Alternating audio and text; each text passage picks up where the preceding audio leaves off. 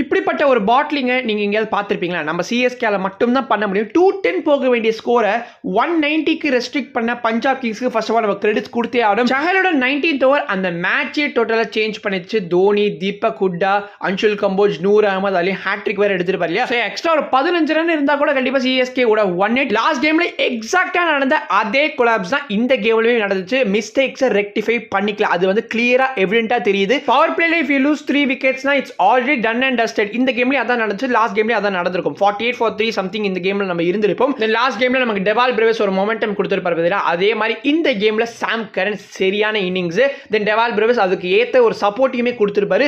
ரொம்ப நல்ல partnership guys. 78 runs கிட்டத்தட்ட இவங்க ரெண்டு பேரோட பார்ட்னர்ஷிப் போச்சு.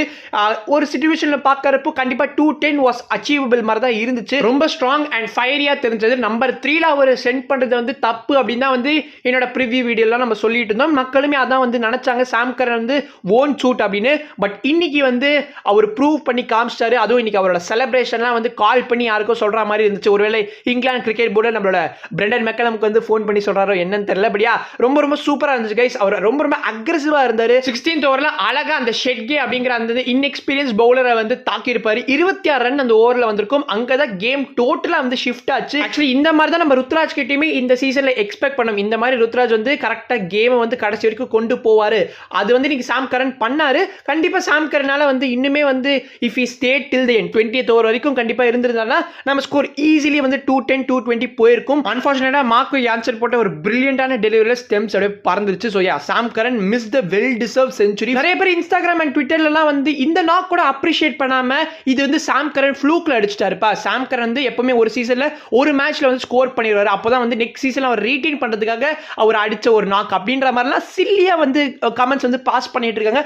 பார்க்கறதுக்கு ரொம்ப டிஸ்ஹார்டனிங்கா இருக்கு. ஏன்னா நம்ம சிஎஸ்கே டீம்ல இன்னைக்கு மற்ற பிளேயர்ஸோட கம்பேர் பண்றப்போ சாம் கரனோட அந்த நாக் மட்டும் இல்லைன்னா டெஃபினட்டா இன்னைக்குமே பார்த்தீங்கன்னா லாஸ்ட் கேம்ல நடந்த மாதிரி அந்த 150க்கு வந்து சுருண்டிருப்போம். பட் சாம் கரனோட அந்த இன்னிங்ஸ்னால மட்டும்தான் கண்டிப்பா சிஎஸ்கே வந்து இன்னைக்கு ஒரு நல்ல ஒரு டோட்டல் வந்து போஸ்ட் பண்ணிருந்தாங்க. டெஃபினட்டாவே I was very much impress with Sam Curran's batting. செம மெச்சூர்டா ப்ளே பண்ணியிருந்தாரு. 3 விக்கெட்ஸ் லூஸ் பண்ணதுக்கு அப்புறமா வந்து கரெக்டா கேமை கொண்டு போனாரு, அண்டர்ஸ்டாண்ட் பண்ணாரு. அதுவும் பார்த்தீங்கன்னா வந்து அவர் 2020க்கு அப்புறமா வந்து அவரோட 50 வேற இந்த டைம் தான் ஸ்கோர் பண்ணிருக்காரு. 5 வருஷத்துக்கு அப்புறம் சிஎஸ்கேயோட கலர்ஸ்ல வந்து ஒரு 50 வேற ஸ்கோர் பண்ணியிருக்கிறதுனால அவருக்கு கண்டிப்பா இது ஒரு கான்ஃபிடன்ஸ் கொடுக்கும். வரப்போற 4 கேம்ஸுமே வந்து சாம் கரன் கண்டிப்பா அந்த நம்பர் 3ல சூப்பரா ப்ளே பண்ணுவாருன்னு தோணுது. பட் நம்பர் 3ல அவர் ப்ளே பண்ணது ஒரு மாதிரி எனக்கு டவுட்ஸா தான் இருக்கு. இந்த சீசன் அப்படியே முடிச்சுட்டு நெக்ஸ்ட் சீசனுக்கு அழகா ஒரு நம்பர் 3 பேட்டரை வாங்கிட்டு சாம் கரனை கொஞ்சம் லோ டவுன் த ஆர்டர்ல அமைச்சா கரெக்டா இருக்கும்னு தோணுது.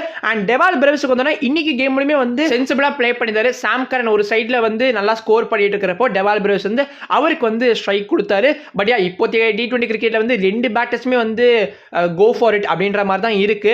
பட் நம்ம ஃபிளெமிங் வந்து ஐ திங்க் ஒருத்தர் தான்ப்பா ஸ்கோர் பண்ணா, இன்னொருத்தர் வந்து ஆங்கரிங் ரோல் தான் ப்ளே பண்ணும் அப்படின்னு சொல்லி அனுப்புறாரான்னு தெரியல. ஏன்னா டெவால் பிரேவிஸ் கொஞ்சம் பேட்ல படாத மாதிரி தான் இருந்துச்சு. ஃபர்ஸ்ட் 17 ஓவர்ஸ்ல we were 174 for 4 எக்ஸாக்ட்டா நோட் பண்ணிக்கோங்க. நெக்ஸ்ட் 2.2 ஓவர்ஸ்ல பார்த்தீங்கன்னா 26 ரன்ஸ்க்கு 6 விக்கெட் லூஸ் பண்ணிட்டோம். சாம் கரன் எல்லாத்தையுமே செட் பண்ணி கொடுத்துறாரு. நீங்க வந்து 20 ஓவர்ஸ் ஃபினிஷ் பண்ணியிருந்தா கூட கண்டிப்பா 200 வந்திருக்கும் தான் தோணுது. பட் எதுக்காக வந்து நம்ம நூர் அகமது வந்து வென்ட் ஃபார் இட்னு தெரியல. ஏன்னா ஃபர்ஸ்ட் டெலிவரியிலே வந்து அதுவும் சாயல் கிட்ட வந்து 6 அடிக்கிறேன்ற பேர்ல வந்து கொடை கலப்பினாரு. அண்ட் இதை நான் பல வீடியோவில் சொல்லியிருச்சேன். சிவம் டுபே ஸ்பின்னர்ஸ் வந்து பேஷ் பண்ணணும், அவர் தான் டேக் ஆன் பண்ணணும். ஏன்னா அவர் ஒருத்தர் தாங்க இருக்காரு. ஹூடா டபுளுக்கு கால் பண்ணாரா, டூபே டபுள் கால் பண்ணாரான்னு தெரியல. பட் அந்த டபுளே ஓடி இருக்க கூடாது ஃபர்ஸ்ட் ஆஃப் ஆல். ஏன்னா ஹூடா இந்த சீசன்ல அவர் தான் உங்களோட வேர்ஸ்ட் பேட்டர். அவருக்கு பால் சுத்தமா பேட்ல படல. அவர் வந்து டபுளுக்கு கால் பண்றப்போ நீங்க அவரை வந்து ரிஜெக்ட் தானே பண்ணணும். இப்போ டூபே மற்ற பிளேயர்ஸ்லாம் வந்து பேட்டிங் ஆடுறப்போ ரிஜெக்ட் பண்ணிட்டு போயிடுவாரு. எப்போ இந்த ஃபைனல் ஃபியூ ஓவர்ஸ் வருதோ அவருக்கே என்ன பண்றதுன்னு தெரியாது போல. அதனால தான் வந்து ஓகே நீயாவது ஸ்ட்ரைக் எடுத்துக்கோப்பா அப்படின்னு வந்து வரவங்க எல்லாருக்கும் ஸ்ட்ரைக் கொடுக்குறாரு. லிட்டரலி அவர் எப்போ தெரியுமா கைஸ் வாக் இன் பண்ணாரு, 14.2 ஓவர்ஸ்ல வாக் இன் பண்ணாரு. டில் த 19th ஓவர் வரைக்குமே ஒரு 5-6 பால் தான் வந்து விளையாடி இருந்தாரு. அண்ட் பல வீடியோஸ் நம்ம இந்த ஜடேஜா நம்பர் 4 வந்து பேசியாச்சு. எனக்கு திரும்ப பேசுறதுல துளி கூட இன்ட்ரெஸ்ட் கிடையாது. And it's now clear that இது வந்து ப்ரொமோஷன் கிடையாது, இதுதான் அவரோட பர்மனன்ட் ஸ்பாட் மாதிரி ஆகிருச்சு இந்த சீசன்ல. ஸோ இனிமே வரப்போற 4 மேட்ச்மே நம்ம என்னதான் கத்தி இவர் வந்து மாத்துங்க, வன்ஷ் பேடி நம்பர் 4ல ப்ளே பண்ண வைங்க, இவரை கொஞ்சம் லோ டவுன்ல கொண்டு வாங்க அப்படின்னு சொன்னாலுமே இவங்க பண்ண போறது கிடையாது. அண்ட் டெஃபினட்டா உங்ககிட்ட நான் மன்னிப்பு கேட்கணும். Vansh Bedi and Nathan Ellis இன்னைக்கு ப்ளே பண்றதுக்கு வாய்ப்பு இருக்கு அப்படின்லாம் வந்து என்னோட வீடியோல வந்து மென்ஷன் பண்ணியிருந்தேன். அண்ட் நான் அதில் சொல்லியிருப்பேன் ஆக்சுவலி நம்ம சிஎஸ்கே லாஸ்ட் கேம்ல தான் 3 சேஞ்சஸ் பண்ணியிருக்காங்க. ஸோ இன்னைக்கு மேக்ஸிமம் 2 சேஞ்சஸ் எதிர்பார்க்கலாம் அப்படின்ற மாதிரி தான் சொல்லியிருந்தேன். பட் நம்ம தலை தோனி நோ சேஞ்சஸ் இந்த பிளேயிங் லைன் அப்படின்னு சொன்னப்பே எனக்கு ஒரு மாதிரி பயமா தான் இருந்துச்சு. பட் சாம் கரன் ஷட்டப்ரா ஹேட்டர்ஸ் ஐ எம் பேக்ரா அப்படின்ற மாதிரி ஒரு இன்னிங்ஸ் ப்ளே பண்ணியிருந்தாரு. நெக்ஸ்ட் பவுலிங்ல வந்தோம்னா ஈஸி டிஃபெண்டபிள் டோட்டல் தான், ஆனால் சேசபிள். அதாவது ரெண்டு மாதிரியுமே நீங்கள் இதை சேஸும் பண்ணிடலாம், ஆனால் இது உங்களால் டிஃபெண்டும் பண்ண முடியும் அப்படின்ற மாதிரி ஒரு டோட்டல் இது 190லாம். PBK இஸ் 1 wicket தான் பவர் பிளேல லூஸ் பண்ணிருந்தாங்க. Maybe couple of wickets more CSK கண்டிப்பாக கேம்குள்ளே வந்திருப்பாங்க. பட் அன்ஃபார்ச்சுனேட்டாக அந்த பவர் பிளேயர் சூப்பராக பஞ்சாப் கிங்ஸ் ப்ளே பண்ணியிருந்தாங்க. பிரியன் ஷாரியா அண்ட் பிரப்சிம்ரன் சிங் வந்து செமையாக வந்து ப்ளே பண்ணியிருந்தாங்க. அதுவும் இந்த 190 சேஸுக்கு வந்து they are never really behind. நம்ம சிஎஸ்கேவா இருந்திருந்தாங்கன்னா கண்டிப்பாக வந்து ஸ்டார்டிங் அந்த பவர் பிளேவாக இருக்கட்டும், அந்த ஃபர்ஸ்ட் 10 ஓவர்ஸாகவே இருக்கட்டுமே, அந்த 10 ஓவர்ஸ்லையுமே அந்த ரன்ஸே வந்திருக்காரு. 10 ஓவர்ஸில் 70 இல்லை 60 தான் இருந்திருப்பாங்க. தென் லாஸ்ட் 10 ஓவர்ஸில் வந்து they will go for it. அதுக்கப்புறம் லாஸ்ட் ஒரு ஓவரில் 20 ரன் வச்சுப்பாங்க. பட் இங்கே நீங்கள் பார்த்தீங்கன்னா அழகாக வந்து கேமை பேஸ் பண்ணி கொண்டு போனாங்க. லாஸ்ட் ஓவர் வரைக்கும் மேட்ச் போச்சு தான். 19.3 தான் ஐ திங்க் என் பண்ணியிருந்தாங்க. பட் இருந்தாலுமே தே ஆர் கம்ஃபர்டபுள். பத்திரனாவை போட்டு தான் வெளுன்னு வெளுத்துட்டு இருக்காங்க. அது அக்செப்டட் தான். ஏன்னா வந்து சீசனுக்கு முன்னாடி ஜேஎஸ்கேவை ஃபாலோ பண்ணியிருந்தீங்கன்னா நம்ம எல்லா ஃபேன்ஸுக்குமே தெரிஞ்சிருக்கும் பத்திரனா வந்து நாட் இன் ஃபார்ம். பத்திரனா வந்து ஜேஎஸ்கேவே வந்து ட்ரா பண்ணியிருந்தாங்க. அந்த லெவலுக்கு பர்ஃபார்மன்ஸஸ் வந்து அங்கே டெலிவர் பண்ணிட்டு இருந்தாரு. ஸ்ரீலங்கன் டீமுக்காகவே பார்த்தீங்கன்னா மேட்ச் வினிங் பர்ஃபார்மன்ஸஸ் எதுவும் கொடுக்கல. பட் சிஎஸ்கேவோட ஜெர்சியை போட்டுட்டா பத்திரனா மாறிடுவாரா அப்படின்ற மாதிரி தான் ஃபேன்ஸ் வந்து எக்ஸ்பெக்டேஷன்லாம் இருந்தாங்க.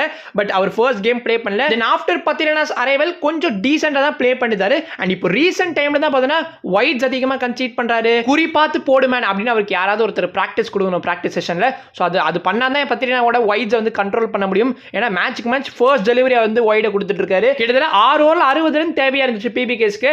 பத்திரனாவோட இந்த ஒரு ஓவரில் கிட்டத்தட்ட 20 ரன்ஸ் வந்து ஸ்மாஷ் பண்ணியிருப்பாங்க. 3 ஓவரில் கிட்டத்தட்ட 18 ரன்ன்ற மாதிரி ஆகிருச்சு. அண்ட் அப்புறமாவும் வந்து டைட்டாக போல் பண்ணிருந்தாங்க. லாஸ்ட் ஓவரில் வந்து கலீல் அஹ்மத் வந்து ஃபர்ஸ்ட் 3 டெலிவரிஸ் வந்து அப்படி இப்படின்னு மேனேஜ் பண்ணிட்டாரு. வெறும் 2 ரன் தான் தேவையா இருந்துச்சு. ஸோ எஸ், அந்த தேர்ட் டெலிவரியில் அழகா வந்து ஒரு பவுண்டரி போயிடுச்சு. அதுவும் பார்த்தீங்கன்னா தோனி கொஞ்சம் இங்கே ஆஃப்ல நின்றுட்டு மாதிரி இருந்தது. கரெக்டாக ஸ்ட்ரைட்டாக ஸ்டெம்புக்கு நேரம் நின்றுட்டு இருந்தாருன்னா கண்டிப்பாக அந்த பாலுமே பிடிச்சிருப்பார். பட் எனிவே அண்ட் கண்டிப்பாக டெவால் பிரவேஸோட அந்த ஃபீல்டிங்கை பார்க்குறப்ப வந்து எல்லா ஃபேன்ஸுக்குமே வந்து அந்த பழைய நினைவுகள்லாம் வந்து கண்டிப்பாக வந்து அவங்களோட மைண்டில் வந்து ஓடிட்டு இருந்திருக்கும். ஏன்னா ஃபேஃப் டியூப்ளசிஸுமே இதே மாதிரி தான் வந்து சிஎஸ்கேக்காக நிறைய டிஃபிகல்ட்டான கேட்சஸாக அசால்ட்டாக பிடிச்சிருப்பாரு. 3 அட்டம்ஸ் பண்ணி டிஃபிகல்ட்டான ஒரு கேட்ச் வந்து பவுண்டரி லைனில் வந்து டெவால் பிரவேஸ் எடுத்திருப்பார். நான் வந்து ஷாக் ஆகிட்டேன். எப்பட்றான்ற மாதிரி தான் இருந்துச்சு.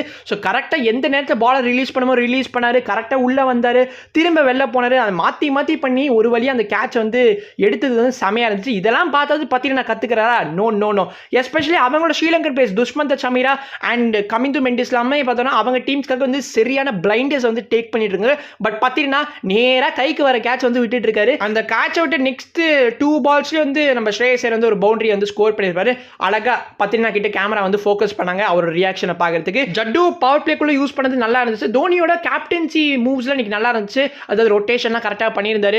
150 ஆஃப்டர் த பவர் பிளே ரைட்டாக அந்த 6th ஓவர்லேயே கொண்டு வந்திருப்பாரு. நல்லா இருந்துச்சு. அதுவுமே பார்த்தீங்கன்னா பிஃபோர் 10 ஓவர்ஸ் கொண்டு வராமல் ஆஃப்டர் 10 ஓவர்ஸ் நீங்கள் ஒரு 11 or 12 ஓவர்ஸில் அவர் ஃபர்ஸ்ட்டாக வந்து இன்ட்ரோடியூஸ் பண்ணுறீங்க. அப்புறம் 14ல் ஒரு ஓவர் கொடுக்குறீங்க. அதுக்கப்புறம் லாஸ்ட் 2 ஓவர்ஸ் 18 and 20 வச்சுக்கிறீங்கன்னா இது வந்து பயனே இல்லாத மாதிரி தான் இருக்கு. ஸ்ரேயஸ் ஐயருக்கு பால் ஃபுட்பால் மாதிரி தெரியும். அப்போ அந்த சிச்சுவேஷனில் பார்த்தீங்கன்னா இன்ட்ரோடியூஸ் பண்ணுறீங்கன்னா அதுவும் அவர் போடுற பேஸுக்கு நீங்கள் சும்மா தட்டி விட்டா கூட பவுண்டரி போயிடும். ஸோ இதுதான் இங்கே பிரச்சனையாகவே இருக்குது. பார்த்தீங்கன்னா கொஞ்சம் ஏர்லியாக கொண்டு வரணும் தோனி. அது பண்ணுறாங்களா இல்லையா அப்படிங்கிறத பொறுத்து இருந்து பார்க்கலாம். பட் ஐ ஃபீல் நம்ம நெக்ஸ்ட் கேமில் கண்டிப்பாக பார்த்தீங்கன்னா ஒரு சேஞ்ச் கொண்டு வரணும். ஸோ இதெல்லாம் தான் என்னோட opinions about CSK vs PBK's match at Chepauk. 5 consecutive defeats at Chepauk. மக்கள் எல்லாருமே வந்து ரொம்ப அப்செட் ஆகிட்டாங்க. ஏன்னா இவ்வளோ கஷ்டமான ஒரு சமயத்திலே வந்து இவ்வளோ ஃபேன்ஸ் வந்து மேட்ச் பார்க்க வந்திருக்காங்க. பட் அவங்களுக்காகவாவது வின் பண்ணிக்கலாம். அன்ஃபார்ச்சுனேட்லி இந்த மேட்ச்மே வந்து நம்ம சிஎஸ்கே லூஸ் பண்ணிட்டாங்க. எனவே உங்களோட ஒப்பீனியன்ஸ் கண்டிப்பாக கமெண்ட்ஸில் மென்ஷன் பண்ணுங்க. I will make this video. Peace, by.